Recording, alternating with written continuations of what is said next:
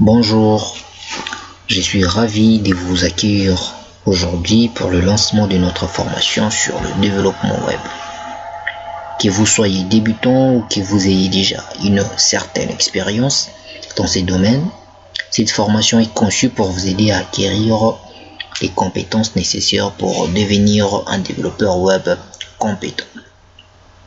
Le développement web est un domaine en constante évolution et de plus en plus essentiel dans notre société numérique.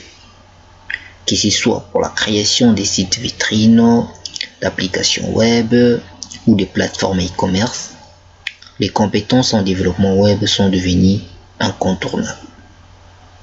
Au cours de cette formation, nous allons vous guider à travers la plateforme de développement WebDev à comprendre les bonnes pratiques de codage, la gestion des bases de données, la sécurité et l'optimisation des sites web.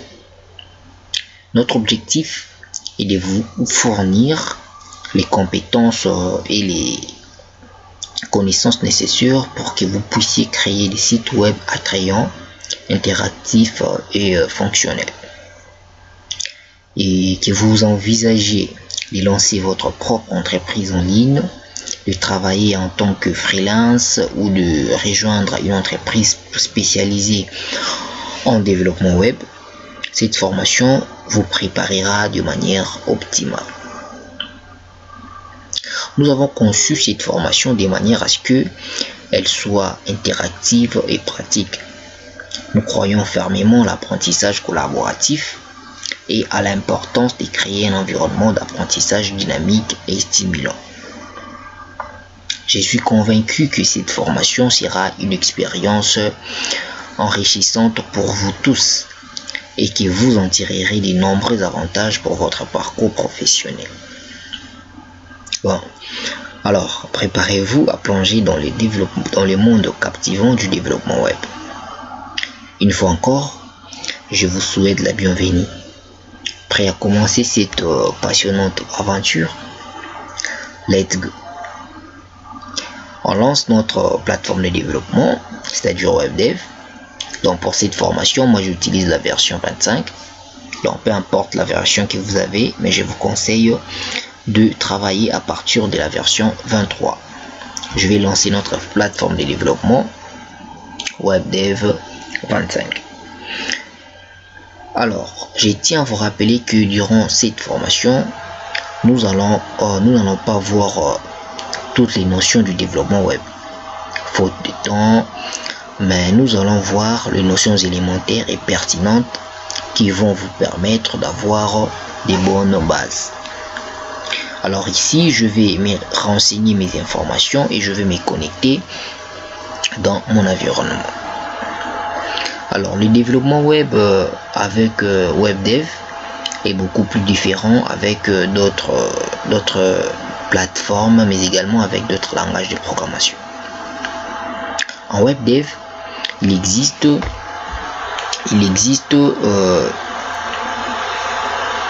plusieurs types de sites. Donc avec WebDev, vous pouvez développer des sites statiques, c'est-à-dire les sites qui n'interagissent pas avec la base de données. Vous pouvez développer des sites PHP. Donc si vous êtes déjà un développeur PHP et vous voulez rester dans ces mondes-là de PHP, il est possible avec WebDev de développer des sites PHP. Vous pouvez également développer des sites semi-dynamiques. Vous pouvez également développer des sites dynamiques dont nous avons deux modes. Donc pour les sites dynamiques, nous avons deux modes. Nous avons le mode standard et le mode AWP. Alors, pour ce qui est de notre formation, nous allons créer un site dynamique, c'est-à-dire notre site va interagir avec une base de données. Alors, pour notre site dynamique, nous allons utiliser les deux modes, c'est-à-dire certaines pages seront en mode dynamique, dynamique standard, et d'autres seront en mode AWP. Alors, d'emblée comme ça, vous pouvez vous demander c'est quoi la différence entre ces deux modes. ok, les modes dynamiques standard ainsi que les modes dynamiques AWP. Alors d'une manière simple, la différence entre ces deux modes est que une page qui est en mode standard n'est pas référençable par les moteurs de recherche, par la simple raison que son URL est dynamique. Nous allons le développer encore beaucoup plus. Alors par contre, une page qui est en mode AWP est référençable par les moteurs de recherche en raison de l'état statique de son URL. Donc je ne suis pas en train de dire que un site ou soit une page en mode AWP est une page ou soit est un site statique. Non, mais plutôt son URL est statique. Alors le fait que son URL est statique, ça permet à ce que le moteur de recherche puisse référencer ces genres de sites ou soit ces genres de pages. Alors théoriquement, vous le trouverez un peu compliqué, mais vous verrez que c'est très simple lorsque nous allons arriver au niveau de la pratique. Alors, je tiens à rappeler que notre formation va prendre une durée de 3 semaines.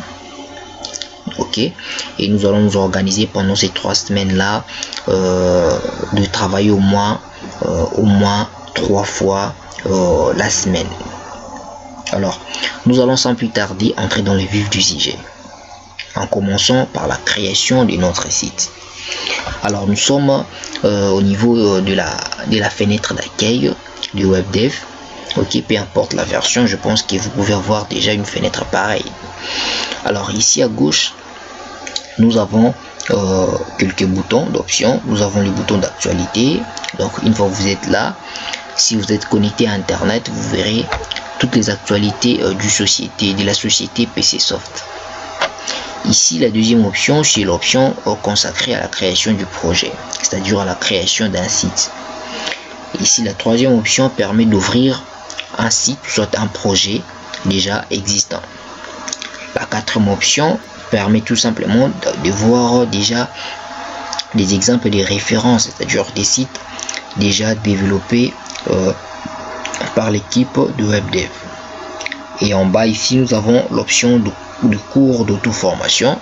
Si vous voulez suivre une formation en WebDev, ok, avec les syllabus, le support PDF de WebDev, donc vous pouvez les suivre à ces niveaux.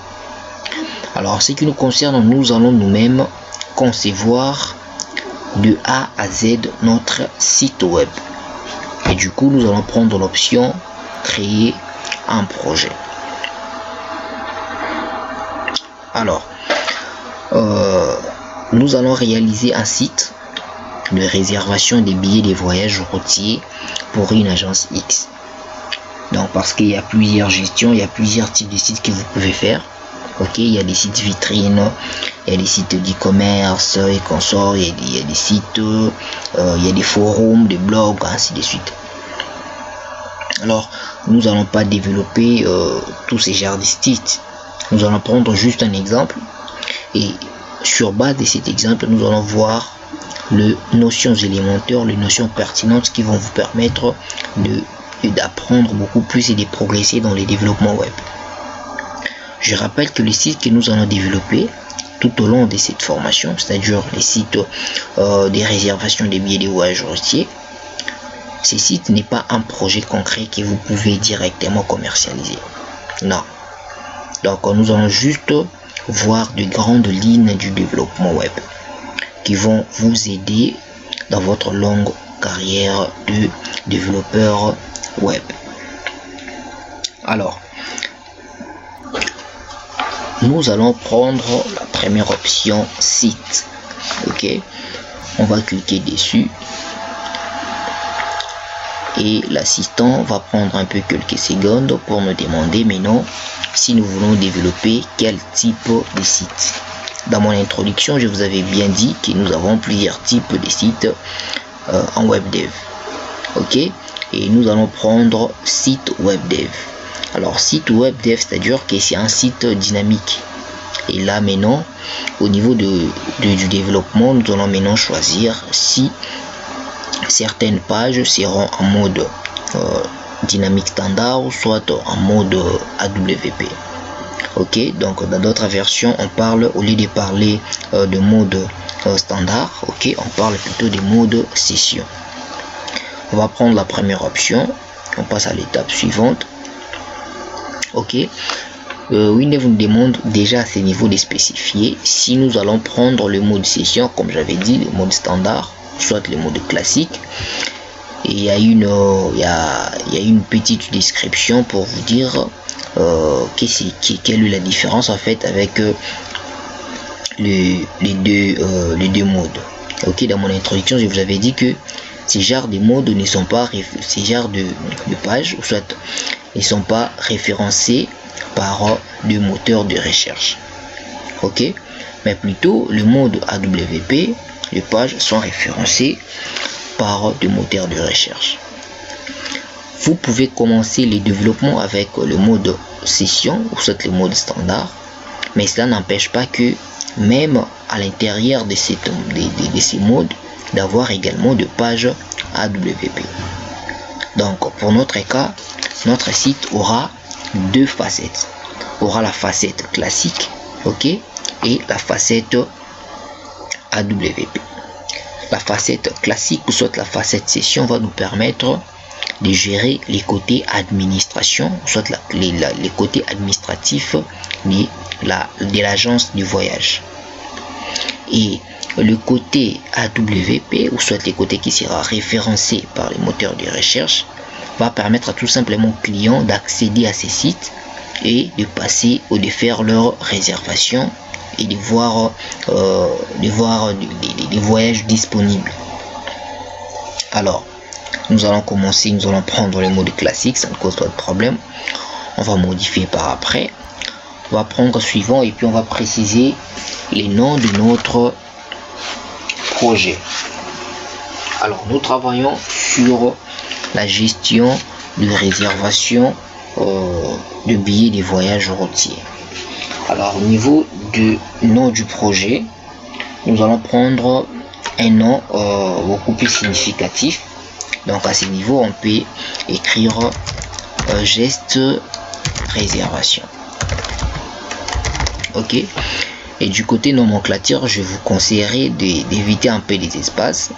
À la place de mettre des espaces, vous pouvez mettre des underscores ou des sous-tirés comme ça. Et vous pouvez également changer l'emplacement de votre projet. Donc pour mon cas je vais garder l'emplacement par défaut, donc le disque C. Je vais faire suivant. Ici il n'y a pas grand chose à faire. Ici on va prendre un nom. Suivant. Ok, on va garder la charte. Et ici il faut prendre la charte graphique, c'est-à-dire que choisir un style pour toutes les pages de notre projet.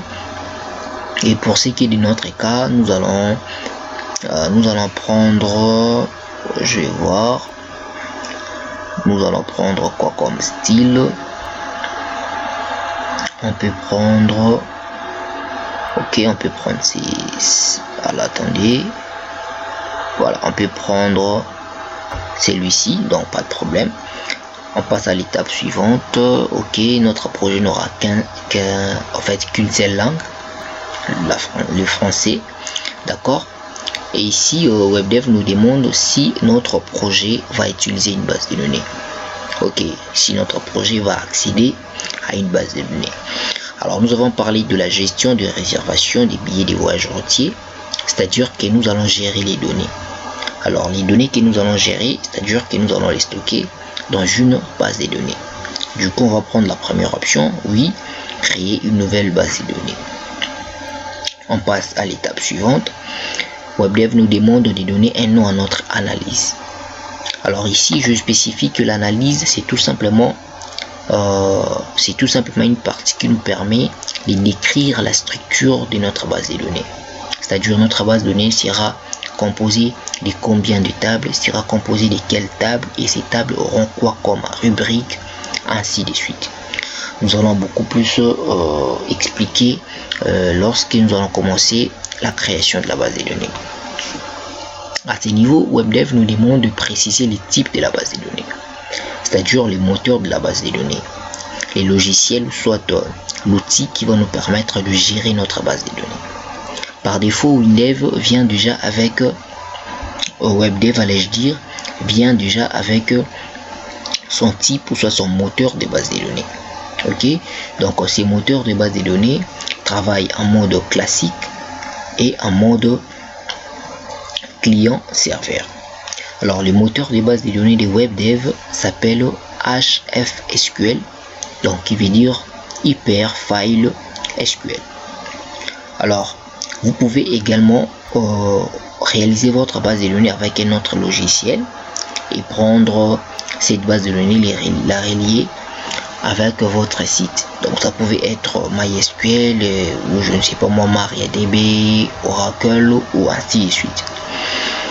Pour ce qui est de notre formation, nous allons travailler avec le moteur HFSQL mode classique. On passe à l'étape suivante et on va valider la création. Alors une fois la création validée, WebDev va prendre quelques instants plutôt pour nous donner la prochaine fenêtre. Ok, on va valider la configuration du serveur. Ok, jusque là on n'a pas de problème. Voilà, on espère aussi on n'aura pas de problème jusqu'à la fin. Alors comme je vous avais dit que l'analyse est tout simplement la description de la base de données, c'est-à-dire préciser que la base de données va avoir quoi comme table et ces tables auront quoi comme rubrique. Alors WebDev a un peu son propre vocabulaire. Ok, dans d'autres moteurs de base de données on ne parle pas de fichiers de données mais on parle plutôt de table. Mais par contre ici au niveau de WebDev on ne parle pas de table mais on parle plutôt de fichiers de données. Le terme table est réservé à autre chose ici au niveau de WebDev. Donc comprenez, lorsque je vais commencer à parler fichier de données, vous allez comprendre tout simplement que cela signifie une table d'une base de données. Ici il y a trois modes de création d'un fichier de données.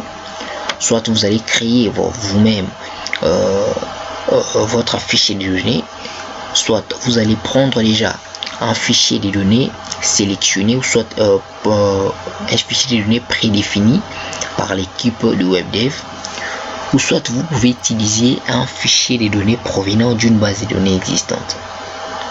Alors l'option qui nous préoccupe le plus, c'est l'option créer une nouvelle description d'un fichier de données. On va passer à l'étape suivante et on va donner un nom à notre premier fichier de données. Donc l'analyse nous permet de créer les différents fichiers de données que notre base de données aura besoin pour fonctionner en fait. Et une base de données peut avoir plusieurs fichiers de données et cela dépendra certainement de votre analyse, de votre projet. Alors pour ce qui est de notre cas, nous allons comme on avait dit, on va développer un site de réservation de billets de voyage.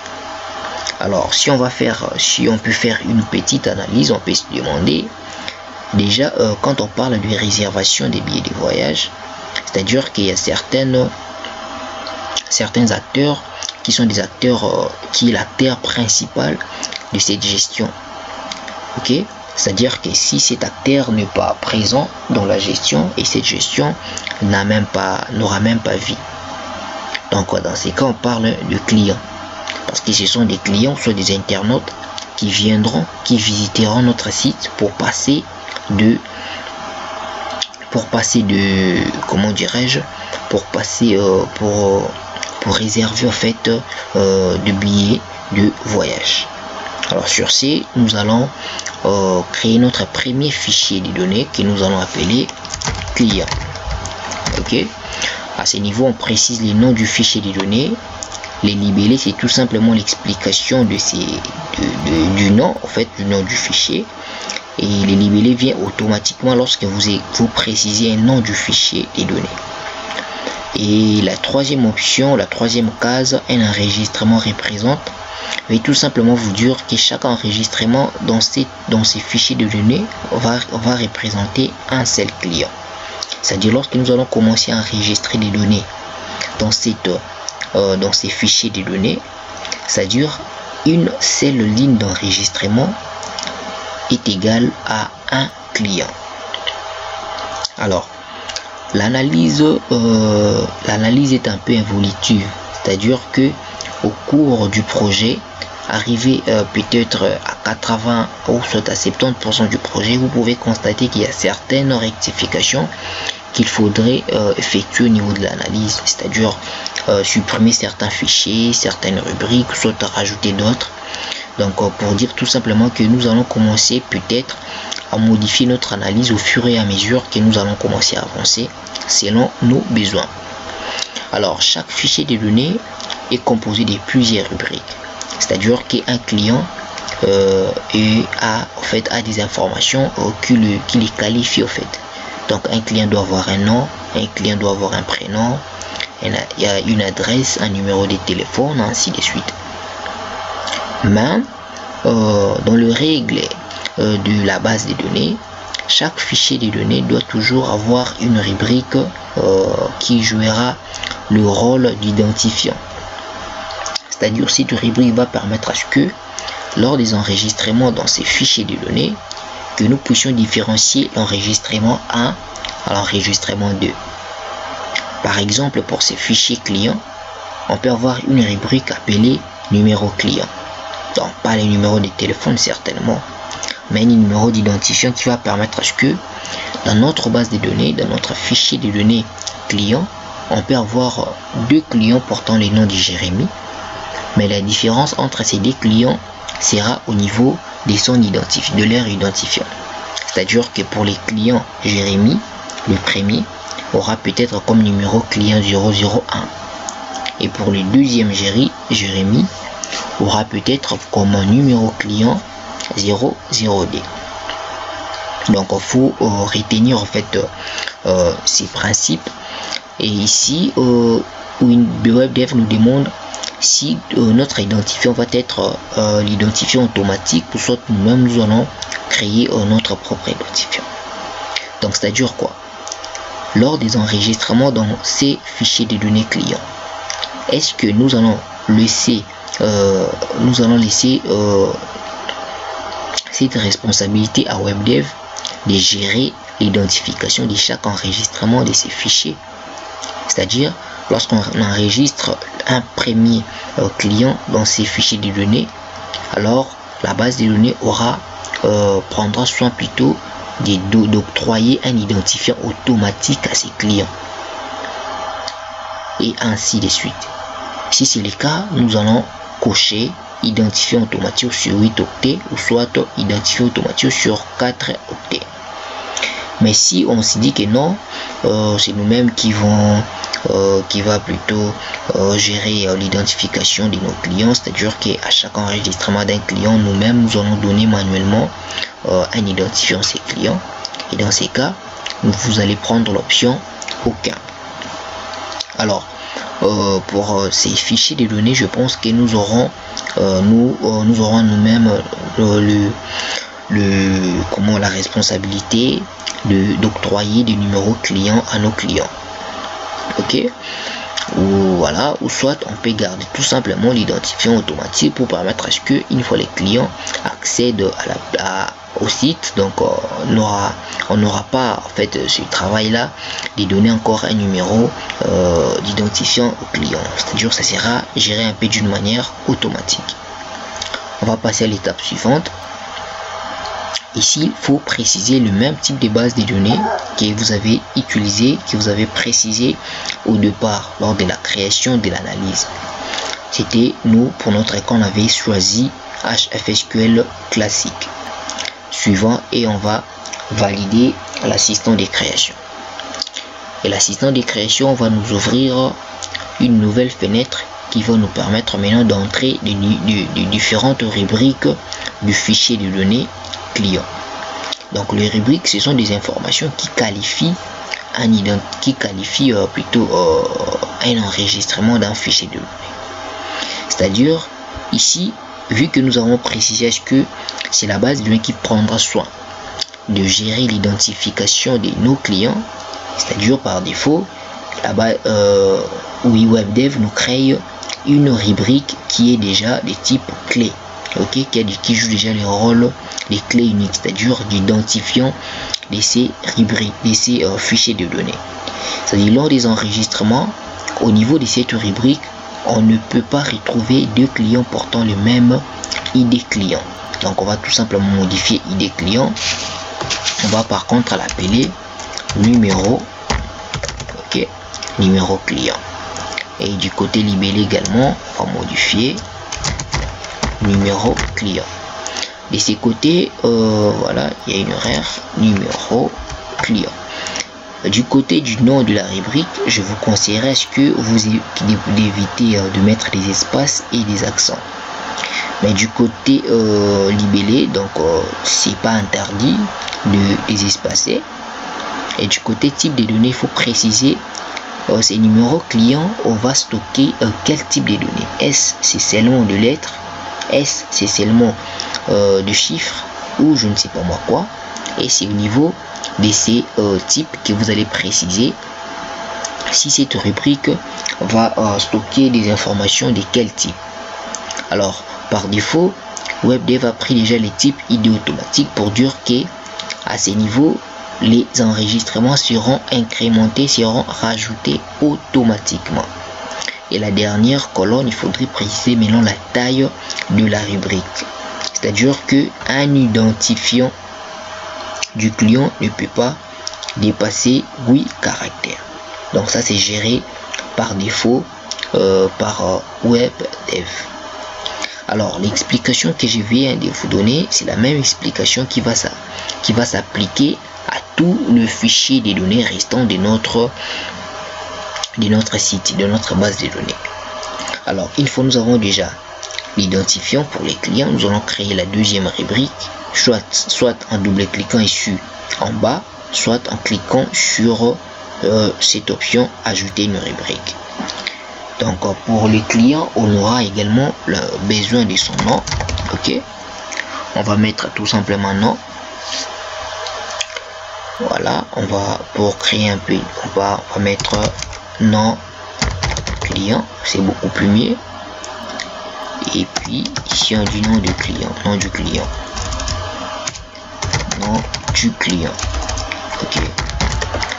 Et côté type des données, on va garder texte, c'est-à-dire que les noms du client va contenir de lettres, ok. Côté taille, on va mettre 25. Alors les noms du client pour les moments, donc ça n'a aucun rôle, donc ce n'est ni une clé unique ni une clé avec doublon. On va créer la troisième rubrique, prénom client, excusez-moi, prénom client, et à ce niveau on va mettre prénom du client. On va corriger aussi cette erreur. Voilà, type de données toujours texte, taille 25. Et pour chaque client, on aura également besoin de connaître son sexe, donc est-ce un homme ou soit une femme. Ok, on aura ici sexe client, ok, sexe du client. Voilà, texte toujours, côté taille on peut mettre 10. On va créer encore pour les clients, on aura également besoin de connaître sa ville, ok, il provient de quelle ville, et là on va garder 50, pas de problème. On aura également besoin de connaître le pays du client, on va mettre ici pays, ok. Ici aussi comme type de données texte, comme taille 50. On aura également besoin de connaître le numéro de téléphone du client, donc on mettra ici téléphone client. Voilà, téléphone du client. Voilà. Et comme type de données texte, comme taille on peut mettre ici 15.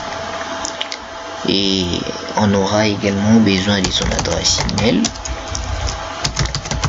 ok, mail client, ok. Ici on mettra mail du client. Voilà, on garde 50, pas de problème. Et la dernière rubrique, adresse, ok, je suis désolé, adresse client. Donc pour les clients, on aura besoin de son adresse du client, taille 50. Ici on peut mettre même 100. Ok, pas de problème. Et une fois que vous avez créé toutes les rubriques de votre base de votre fichier de données, donc vous allez valider la création. Et du coup, WebDev va prendre encore quelques instants pour afficher, voilà, cette fenêtre. On va la fermer. Voilà, nous sommes au niveau de notre analyse et nous avons notre premier fichier des données qui va contenir toutes les informations de tous les clients de notre agence. C'est-à-dire c'est au niveau de ces fichiers de données que nous allons stocker les différentes informations de tous les clients de l'agence. Alors, nous allons voir d'abord le tableau de bord de notre site. Alors, WebDev nous dit que nous avons oublié de synchroniser les projets, c'est-à-dire de mettre à jour, d'appliquer en fait les modifications que nous avons apportées au niveau de notre analyse. Alors nous allons accepter. Ok, ça va prendre quelques secondes. Ok, c'est bon. Alors à chaque fois que vous apportez quelques modifications sur l'un des fichiers des données de votre base de données, de votre analyse, il faut songer toujours à faire la génération, c'est-à-dire à appliquer toutes ces modifications pour que cela soit reconnu dans toute le partie du projet. Alors pour ce faire, il faut se rendre au niveau de l'onglet analyse et de prendre l'option génération. Ok. Alors une fois c'est fait, on dit qu'un client, on doit également enrichir en fait notre base de données en ajoutant d'autres fichiers. On s'est dit que voilà, un client, on a déjà un client, c'est-à-dire on a déjà un fichier qui va gérer les clients, mais ce n'est pas tout. Ok, un client est censé faire des réservations. Du coup, on aura également un deuxième fichier des données qu'on va appeler réservation. Donc on est encore au niveau de l'onglet analyse. Ok, on va cliquer sur l'option nouveau fichier. On retombe encore sur cette fenêtre si vous vous souvenez, et on va donner un nom à notre fichier. On l'appelle réservation. D'accord, et ici on va juste accorder une réservation, c'est-à-dire chaque ligne d'enregistrement dans ces fichiers de données réservation est égale à une réservation. Mais également pour les réservations aussi, on laisse en fait la responsabilité à WebDev de gérer l'identification de toutes les réservations au niveau en fait de ces fichiers de données. On va prendre suivant, et puis on va valider ici. Alors pour chaque réservation, on va d'abord modifier son identifiant. Ici on aura besoin du numéro. Ok, numéro réservation. Ici on va modifier, mettre numéro réservation. Ici on garde, pas de problème. On va créer une deuxième rubrique. Pour chaque réservation, on aura besoin de connaître la date de réservation, c'est-à-dire la date à laquelle la réservation a été effectuée. Ok, alors pour le type de données, à chaque fois vous allez créer une rubrique avec nom, date. Ok, donc une rubrique qui sera censée à stocker les différentes dates. Alors pour les types de données, je vous conseillerais de mettre les types dates. Et pour les types dates, WebDev Mobile, WebDev ne vous donne pas la possibilité de donner une taille à une date. Ok, et on va pour cette rubrique, on va activer le rôle clé avec doublon. Alors la différence entre les rôles clés avec doublon et les rôles clés uniques, c'est tout simplement que une clé unique, c'est l'identifiant du fichier de données. C'est-à-dire on ne peut pas avoir deux réservations portant le même numéro de réservation. Donc la clé unique permet tout simplement d'identifier chaque enregistrement d'un fichier de données d'une manière unique. Par contre, la clé avec doublon, elle ne fait pas, elle n'identifie pas les enregistrements, mais nous permet tout simplement de rendre fluide la recherche des informations à partir de cette rubrique. Donc, lorsque nous serons déjà en train de développer, de créer les différentes pages de notre site, si nous avons besoin de faire appel, peut-être de rechercher une réservation selon une date, donc ça serait beaucoup plus facile de la rechercher sur base également de sa date de réservation, vu que nous avons précisé que cette date a comme rubrique clé avec doublon. Donc ça va rendre un peu plus fluide la recherche des informations. Alors chaque réservation doit avoir également une heure en fait, donc l'heure de la réservation. Et ici on va mettre heure réservation. D'accord, heure réservation. Et pour l'heure également, on va changer les types. On va prendre les types heure. Ok. Et chaque réservation doit avoir au moins un montant payé. Donc on va savoir quel est le montant que les clients vont payer, ou soit ce qu'il doit payer. On va ajouter une rubrique qu'on va appeler montant payé. Ok, et c'est à ce niveau que nous allons stocker le montant les différents montants payés pour une réservation. Et pour le type de données, donc les montants payés, ce sont des chiffres, donc de l'argent. On peut mettre soit les types monétaires, soit les types numériques. Donc moi je garde les types numériques. Donc je pense que pour le moment c'est tout pour ces fichiers de données réservation. Donc nous avons déjà un numéro de réservation, une date de réservation, une heure, ainsi que le montant payé. On va valider. Nous avons notre deuxième fichier de données réservation. Alors dans mon introduction, je disais, lorsque je finis à créer le fichier client, je vous ai dit que le client, son rôle dans cette gestion est de faire des réservations. Donc du coup, c'est-à-dire qu'il y a une relation, qu'il y a une liaison entre ces deux fichiers de données. Parce que les clients doivent passer, ou soit doivent effectuer une réservation, et une réservation doit être impérativement effectuée par un client. Alors, vu que une fois vous constatez qu'il y a une liaison entre fichiers des données de votre analyse, alors il faudrait créer cette liaison en se positionnant au niveau de l'onglet analyse. On prend l'option nouvelle liaison. Une fois vous cliquez sur nouvelle liaison, si vous déplacez un peu votre souris, vous verrez que le curseur maintenant a la forme du crayon. Et du coup, vous pouvez sélectionner les deux tables concernant, soit les deux fichiers de données qui sont concernés par cette liaison. Du coup, je viens du côté client, je vais cliquer, clic gauche, et je viens également du côté réservation, je fais clic gauche également. Alors l'assistant de création, soit des descriptions des liaisons, mais va en fait certainement me poser certaines questions pour optimiser cette liaison, pour respecter certaines règles de création des liaisons entre différentes tables. Alors sur ci, WebDev va me poser quelques questions pour préciser les différentes cardinalités de fichiers des données.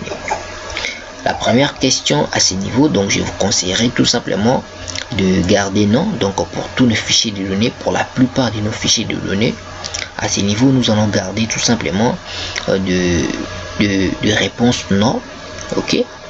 Mais à la deuxième, au deuxième niveau, on nous pose: est-ce que chaque client peut avoir plusieurs réservations? Donc je pense que c'est possible. Donc, chaque client peut avoir plusieurs réservations. Donc on va garder la réponse oui. À droite, on nous demande: est-ce que chaque réservation peut avoir plusieurs clients? C'est-à-dire, est-ce qu'une réservation peut concerner plusieurs clients? Je pense que non. Donc, une réservation ne concerne qu'un seul client. Donc, si nous avons les clients 001 qui passent une réservation et il passe la réservation numéro 1, c'est-à-dire qu'il n'y aura plus un autre client qui viendra passer cette même réservation, effectuer cette même réservation avec ces mêmes numéros de réservation. Alors du coup, ici on s'est dit que non, chaque réservation ne peut pas avoir plusieurs clients parce qu'une réservation n'appartient qu'à un et un seul client. Ok, du coup, on peut donner un nom à notre liaison. On peut l'appeler effectuer. C'est-à-dire qu'un client va effectuer une réservation. On va passer à l'étape suivante. WebDev comprend que parmi ces deux tables, ces deux fichiers, il y a un fichier qui est dépendant de l'autre. C'est-à-dire que il y a la réservation qui est dépendant du client. C'est-à-dire on ne peut pas parler des réservations si on n'a pas de clients. Mais l'inverse, il n'y a pas de problème. Alors du coup, les clients est considéré comme le père de la réservation. Et du coup, le client va céder sa clé primaire ou soit sa clé unique au niveau du fichier réservation. Alors, une fois cette clé arrive au niveau du fichier réservation, cette clé n'aura plus le même rôle dans ces deux fichiers. Donc, au niveau du fichier client, le numéro client joue le rôle de clé unique. Mais au niveau du fichier réservation, les numéros clients ne jouera plus le rôle de clé unique, mais plutôt le rôle de clé avec doublon. Donc, au niveau de la réservation, on peut retrouver plusieurs informations des clients. Mais une réservation n'appartient qu'à un seul client, mais un seul client peut effectuer plusieurs réservations. On va passer à l'étape suivante. Voilà, ici, il n'y a pas de problème. Suivant. Ok, ici aussi, il faut répondre à certaines questions pour les règles d'intégrité qui vont permettre certainement d'assurer la cohérence des données lors de la modification ou soit de la suppression. Alors, WebDev a compris qu'il y a un fichier qui dépend de l'autre. C'est-à-dire que réservation dépend du client. Du coup, il nous pose une question de règles de suppression. Si on va autoriser la suppression ou soit on va interdire la suppression des clients dans notre site. Alors ici, la première question est posée, règle de suppression des clients. Est-ce qu'on doit interdire la suppression des clients qui ont au moins une réservation? Donc un client qui a déjà passé une réservation, est-ce qu'on doit interdire sa suppression de la base des données? La deuxième option, supprimer les clients et toutes ces réservations. Donc si on prenait cette option, c'est-à-dire ici, si on supprime les clients 001, si ces clients veulent effectuer plusieurs réservations, 100 réservations par exemple, c'est-à-dire qu'automatiquement toutes ces réservations seront aussi supprimées. La troisième option consiste à supprimer les clients, mais à prendre toutes ces réservations et d'affecter à un client par défaut. Et la dernière proposition, c'est aucune contrainte, c'est-à-dire on peut supprimer les clients mais on garde ces réservations. Donc la réponse à toutes ces propositions dépend de votre analyse, dépend si vous êtes devant quel fichier de données, devant quel contexte. Alors pour notre cas, je pense qu'il est possible de supprimer un client. Donc on va prendre l'option aucune contrainte, c'est-à-dire on peut supprimer client mais on va conserver tout simplement ces réservations pour question de garder la traçabilité au niveau de l'entreprise, au niveau de l'agence. Et pour la règle des modifications ici, on va prendre aucune contrainte, on va faire suivant et on va valider. Voilà, nous avons notre premier fichier de données et nous avons notre deuxième fichier de données. Et ici, vous pouvez constater, nous avons le numéro client, ok, qui est passé du client à la réservation. Alors, pour modifier par exemple la description de ces fichiers de données, vous pouvez tout simplement faire un clic droit dessus et prendre l'option description des rubriques.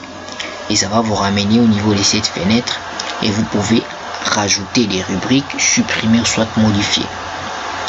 Alors ici vous voyez il y a une dernière rubrique qui vient de s'ajouter, c'est les numéros clients. Donc c'est-à-dire pour chaque réservation on doit savoir au moins les numéros du client, c'est-à-dire les clients qui a effectué cette réservation. Alors si vous aimeriez par exemple modifier les noms du fichier des données, vous allez prendre l'option description du fichier des données et là à ce niveau vous pouvez modifier les noms de votre fichier des données. Alors nous avons déjà notre deux fichiers. Nous avons dit que c'est une gestion des réservations des billets de voyage, c'est-à-dire que les clients vont passer va effectuer une réservation, mais là il va réserver quoi en fait? Il va réserver une place, ok, pour un voyage. Alors du coup on va créer notre troisième rubrique, troisième fichier qu'on va appeler voyage. Alors ces fichiers voyage va nous permettre tout simplement d'enregistrer tous les voyages disponibles pour qu'un client puisse venir effectuer sa réservation. Du coup on va prendre la première option pour créer notre fichier.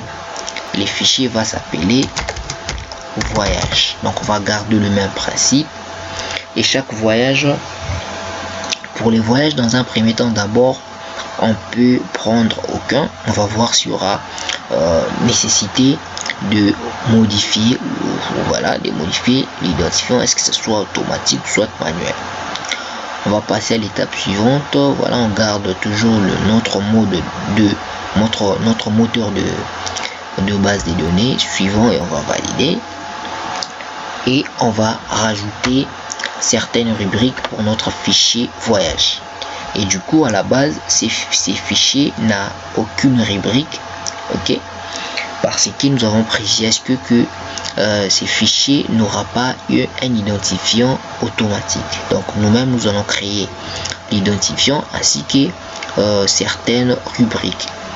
Alors la première identifiant, ou plutôt la première rubrique de ces fichiers des données, c'est la rubrique numéro voyage. Ok, chaque voyage aura un numéro. Donc je tiens à rappeler ici nous travaillons pour une agence de voyage routier.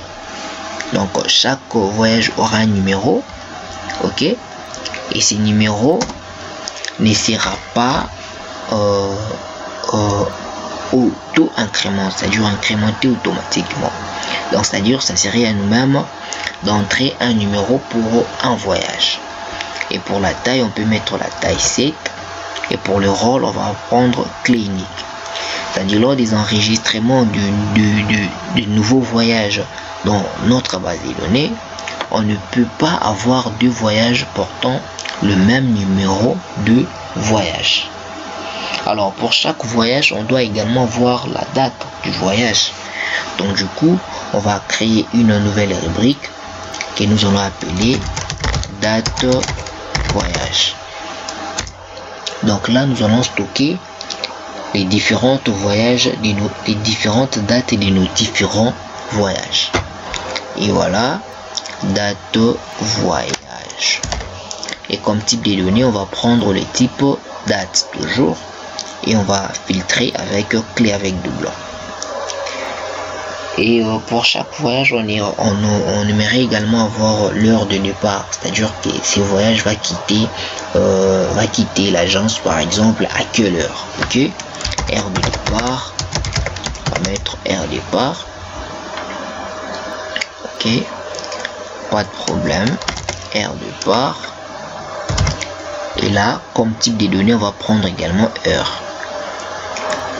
Voilà, on va créer la quatrième rubrique. Et pour chaque voyage, on doit avoir une idée, on doit savoir le point de départ, ok, point de départ. Voilà, c'est-à-dire le voyage quitte de quelle province pour quelle province, point de départ. Voilà, pour le type, ça reste texte et pour la taille, on peut mettre on peut mettre 30, ok.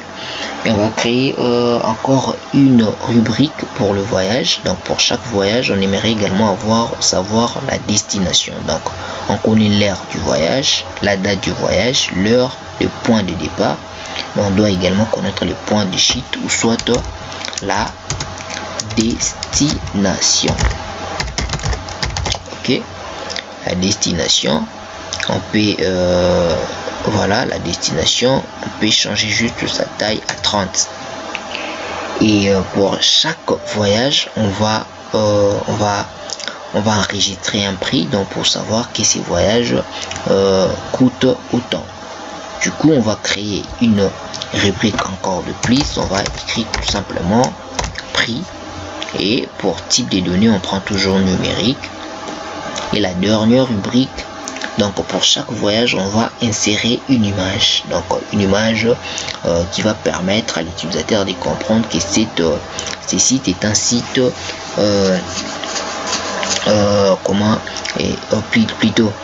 ces voyages comment dirais-je, des voyages par à une telle destination. Et déjà sur base de l'image du voyage, il peut déjà avoir une idée sur la destination. Il peut être poussé à choisir une destination sur base tout simplement d'une image. Ok, ici donc on va mettre image voyage. Ok, donc pour chaque voyage, on doit insérer l'image de la ville des destinations. Ok, et pour les rubriques qui sont des types les rubriques dont vous aimeriez stocker des images, pour l'option type, vous allez prendre tout simplement la valeur sans image binaire. Voilà donc pour notre troisième fichier de données qui est voyage. On aura besoin de connaître le numéro du voyage, la date, l'heure, le point de départ, la destination, le prix, ainsi qu'une image qui sera collée à ces voyages. On va valider.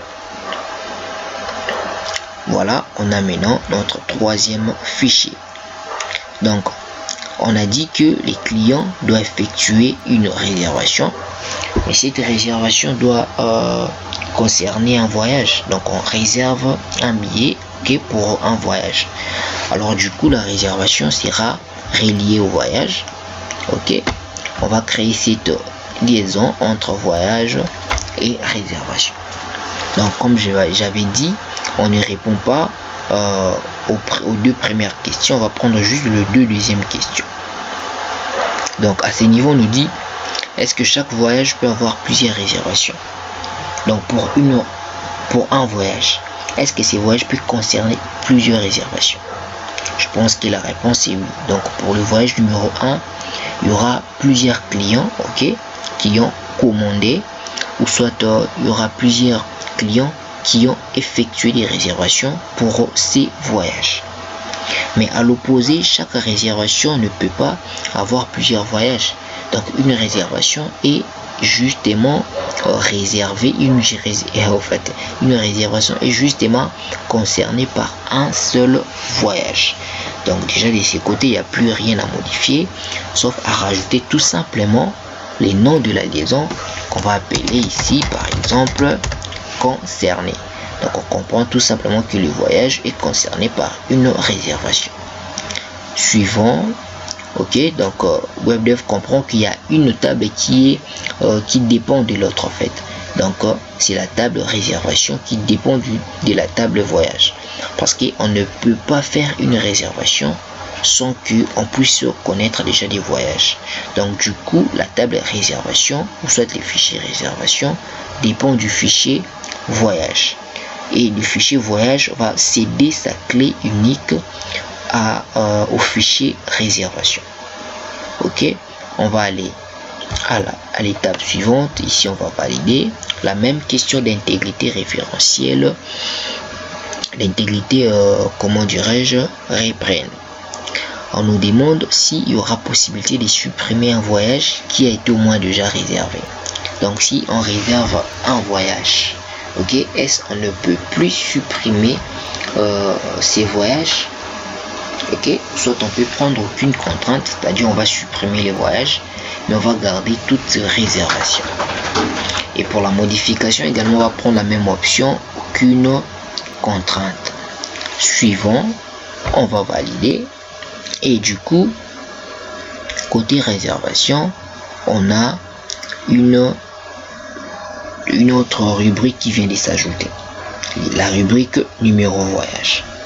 Donc pour le fichier voyage, la rubrique numéro voyage est une clé unique. Mais pour le fichier réservation, la rubrique numéro voyage est une clé avec doublon. Ok, alors on s'est dit que donc un client doit effectuer une réservation. Je vais annuler une réservation, et une réservation est concernée par un voyage. Donc jusque là notre analyse semble être juste. Alors nous allons encore rajouter un fichier de données qu'on va appeler chauffeur. Donc pour chaque voyage, on aimerait savoir quel chauffeur qui est ce chauffeur qui conduit, ou soit qui est chargé à conduire, à diriger ces voyages. Du coup, on va créer un quatrième fichier. Ok, et ce fichier, on va l'appeler chauffeur, ou soit conducteur. On va mettre chauffeur tout court. Et pour chauffeur, on va mettre identifiant aucun. On va valider. Ok, on va créer des rubriques pour le chauffeur. Donc pour chaque chauffeur, on aura besoin de connaître le numéro chauffeur qui va être l'identifiant de ces chauffeurs. Ok, et cet identifiant, voilà, s'il y a une erreur, ça nous signale une erreur d'orthographe. Voilà, cet identifiant va contenir des types de données texte et la taille 10. Ok, et du coup on va préciser que c'est une clé unique. Alors on va créer une deuxième rubrique pour le fichier chauffeur. Donc pour chaque chauffeur, on aura besoin de connaître son nom. Donc nom chauffeur. Ok, et type texte et taille 25. Et pour chaque chauffeur, on aura également besoin de connaître son prénom. Ok, son prénom, on va mettre ici prénom chauffeur. Ok, prénom chauffeur.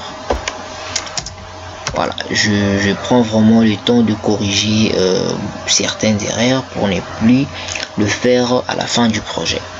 Et comme type, c'est toujours 25. Texte, et comme taille, on va mettre 25.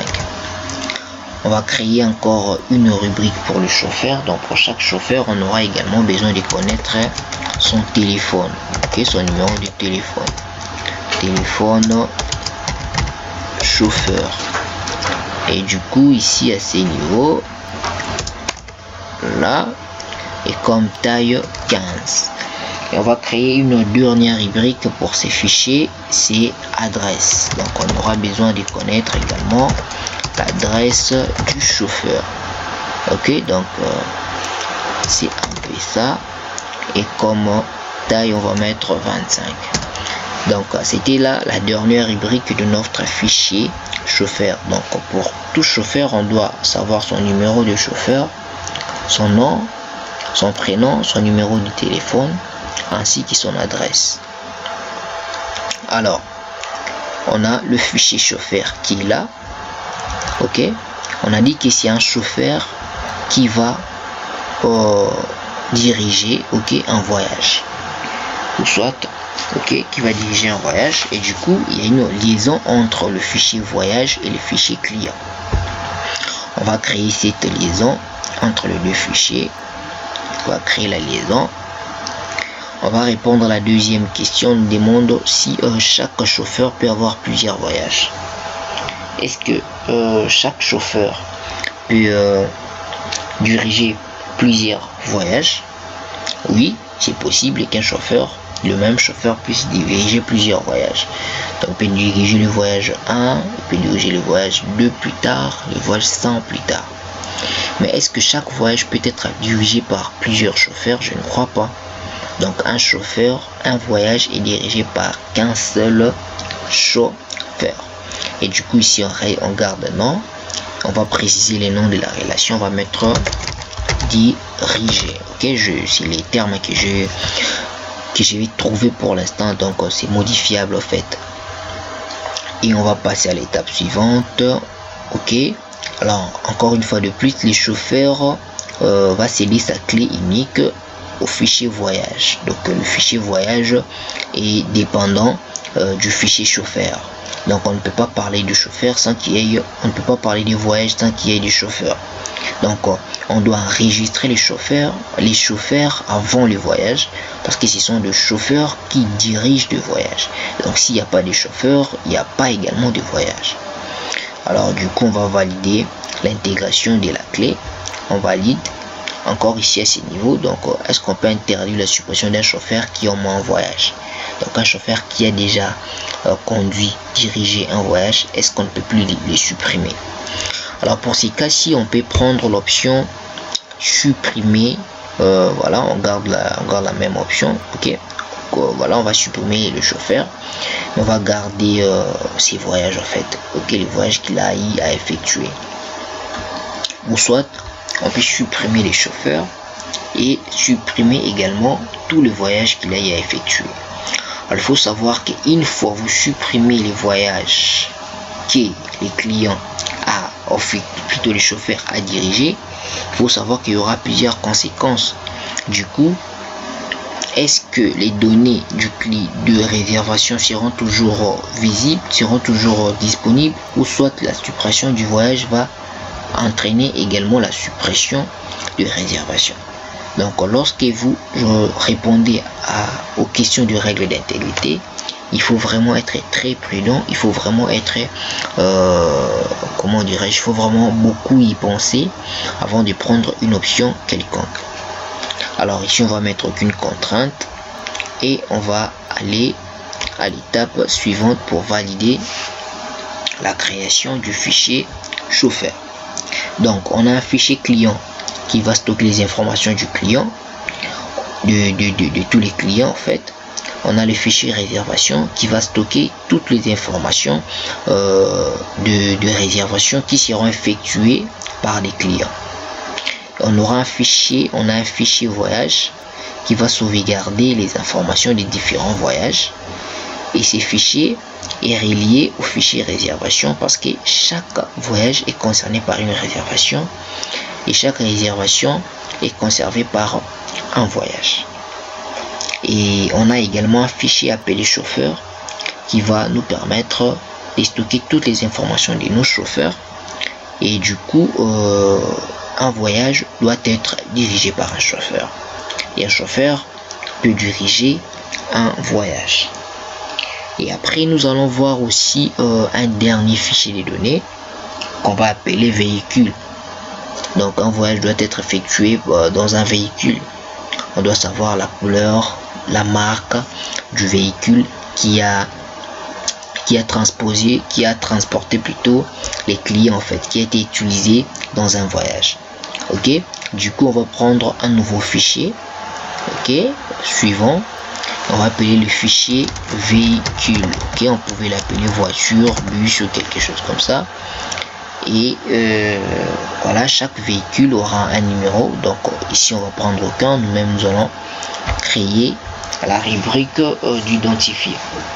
Donc pour chaque rubrique on va donner un code à nos véhicules plutôt. Donc pour la première rubrique on va l'appeler code véhicule. Donc chaque véhicule de l'agence aura un code. Ok, donc pour différencier un peu ces véhicules. Ok, comme type de données toujours texte, comme taille on peut mettre voilà 15 ici, et on va mettre le rôle de cette rubrique. C'est une clé unique, c'est-à-dire on ne peut pas retrouver des véhicules portant le même code véhicule. On va créer la prochaine rubrique, on va créer la rubrique marque. Ok, donc pour chaque véhicule on doit connaître la marque. Ok, et côté taille on va mettre 30.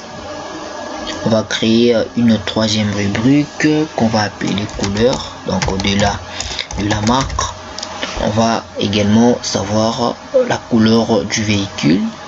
Ok, ici on peut mettre 15. Et la dernière rubrique, c'est la rubrique nombre sièges. Donc on doit savoir au moins le nombre de sièges que possède ces bus, au fait. Et du coup le nombre, vu que ce sont de chiffres, et au niveau de type, on va prendre numérique.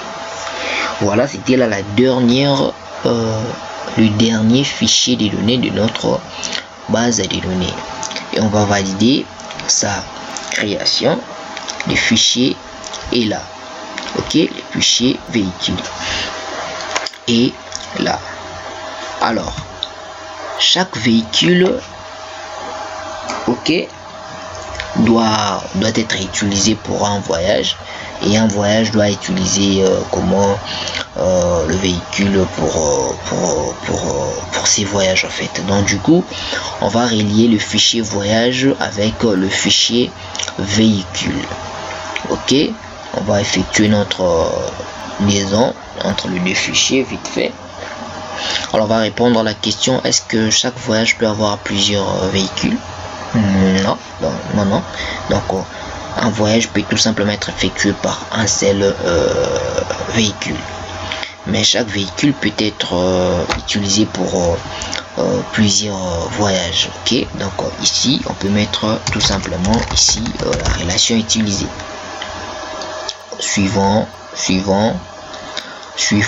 Ici aussi on a interdit voilà, on met supprimer, aucune contrainte. Donc en fin de compte, on a pris cette option pour toutes nos relations, en fait. Et du coup, nous avons également la clé code véhicule qui passe du côté voyage. Donc pour un voyage, on aura besoin de savoir les numéros du chauffeur, mais également les codes véhicules. Pour une réservation, on aura besoin de savoir les numéros du client qui a effectué cette réservation, mais également les numéros du voyage concerné par cette réservation. Voilà, nous sommes arrivés à la fin de notre première leçon. De cette formation sur le développement web. Et je crois que nous allons voir beaucoup de choses durant cette formation.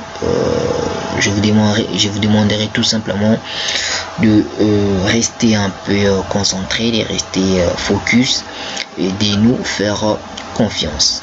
Donc on se retrouve prochainement pour la suite de notre formation. Et là nous allons maintenant entamer la partie de la création des différentes pages de notre site. Alors cette analyse peut ou ne pas être changée ou soit modifiée au fur et à mesure que nous allons avancer dans notre projet. Donc il se peut que nous ajoutons certaines choses ou soit supprimer également certaines choses. Alors sinon, portez-vous bien, on s'y retrouve prochainement pour la suite de notre formation. Ciao.